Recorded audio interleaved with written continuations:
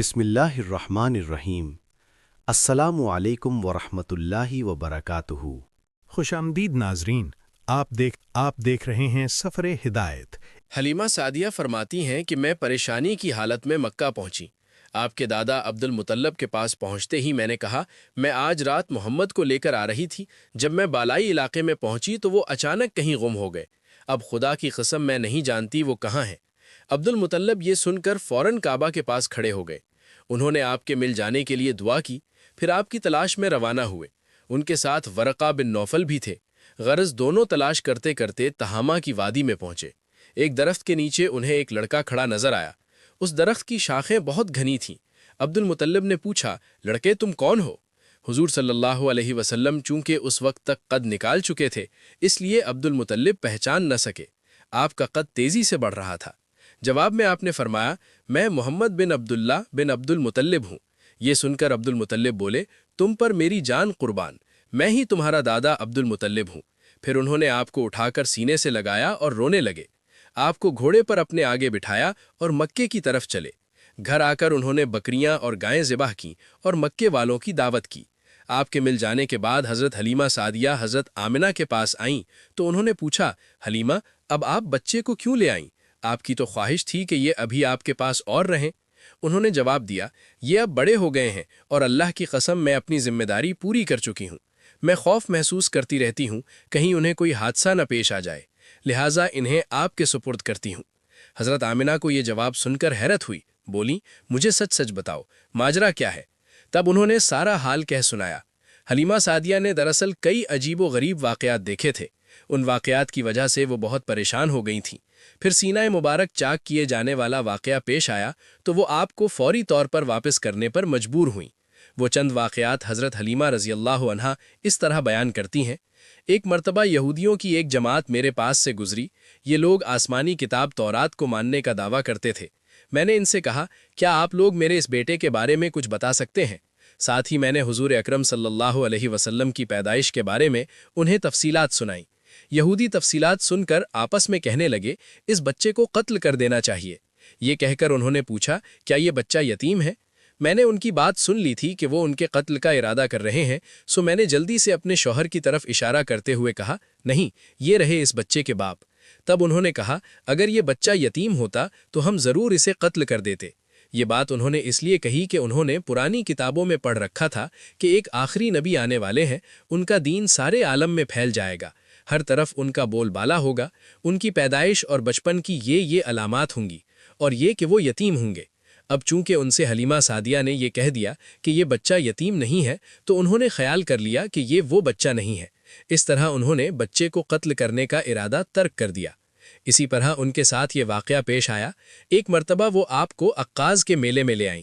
جاہلیت کے دور میں یہاں بہت مشہور میلہ لگتا تھا۔ یہ میلہ طائف اور نخلا کے درمیان میں لگتا تھا۔ عرب کے لوگ حج کرنے آتے تو شوال کا مہینہ اس میلے میں گزارتے، کھیلتے کودتے اور اپنی بڑائیاں بیان کرتے۔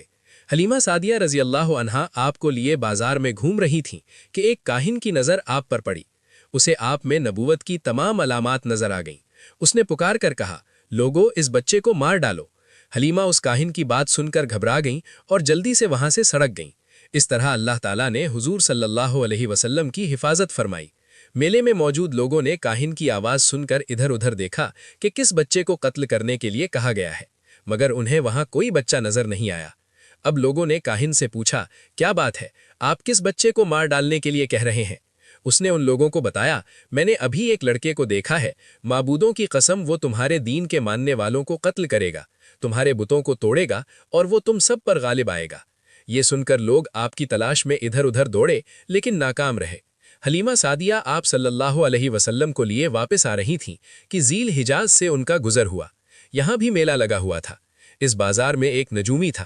لوگ اس کے پاس اپنے بچوں کو لے کر آتے تھے۔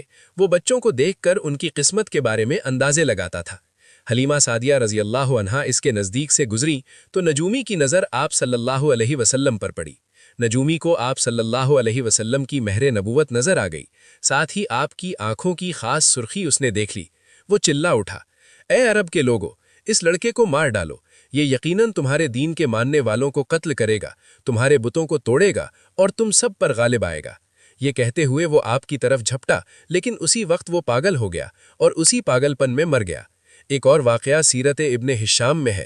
حبشہ کے عیسائیوں کی ایک جماعت حضور اکرم صلی اللہ علیہ وسلم کے پاس سے گزری۔ اس وقت آپ حلیمہ سعدیہ کے ساتھ تھے اور وہ آپ کو آپ کی والدہ کے حوالے کر رہی تھیں۔ ان عیسائیوں نے آپ صلی اللہ علیہ وسلم کے مونڈھوں کے درمیان مہر نبوت کو دیکھا اور آپ صلی اللہ علیہ وسلم کی آنکھوں کی سرخی کو بھی دیکھا۔ انہوں نے حلیمہ سعدیہ سے پوچھا، کیا اس بچے کی آنکھوں میں کوئی تکلیف ہے؟ انہوں نے جواب میں کہا، نہیں، کوئی تکلیف نہیں، یہ سرخی تو ان کی آنکھوں میں قدرتی ہے۔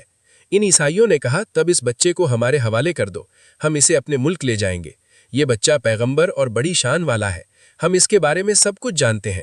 حلیمہ سعدیہ یہ سنتے ہی وہاں سے جلدی سے دور چلی گئیں، یہاں تک کہ آپ کو آپ کی والدہ کے پاس پہنچا دیا۔ ان واقعات میں جو سب سے اہم واقعہ تھا وہ سینہ مبارک چاک کیے جانے والا تھا۔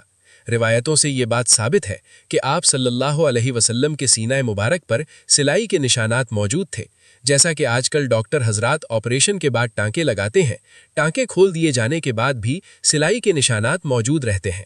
اس واقعے کے بعد حلیمہ سعدیہ اور ان کے خاوند نے فیصلہ کیا کہ اب بچے کو اپنے پاس نہیں رکھنا چاہیے۔ جب حضرت حلیمہ سعدیہ نے آپ صلی اللہ علیہ وسلم کو حضرت آمنہ کے حوالے کیا، اس وقت آپ کی عمر شریف 5 سال تھی۔ ایک روایت ملتی ہے کہ اس وقت عمر شریف 5 سال تھی۔ ایک تیسری روایت کے مطابق عمر مبارک 6 سال ہو چکی تھی۔ جب حلیمہ سعدیہ نے آپ صلی اللہ علیہ وسلم کو حضرت آمنہ کے حوالے کیا تو اس کے کچھ دنوں بعد حضرت آمنہ انتقال کر گئیں۔ والدہ کا سایہ بھی سر سے اٹھ گیا۔ حضرت آمنہ کی وفات مکے اور مدینہ کے درمیان ابوا کے مقام پر ہوئی۔ آپ کو یہیں دفن کیا گیا۔